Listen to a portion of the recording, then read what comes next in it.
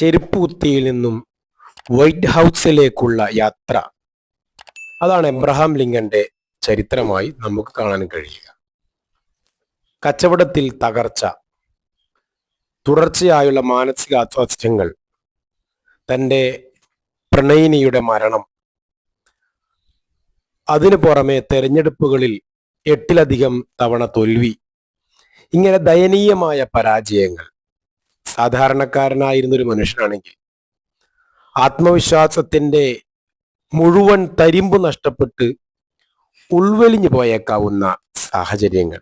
എന്നാൽ Abraham Lincoln തൻ്റെ പരാജയങ്ങളെ വിശേഷിപ്പിച്ചത് ഇതൊരു വഴുക്കലുള്ള വഴിയാണ്, അതല്ലാതെ ഞാനിവിടെ വീണു മരിച്ചിട്ടില്ല എന്നാണ്.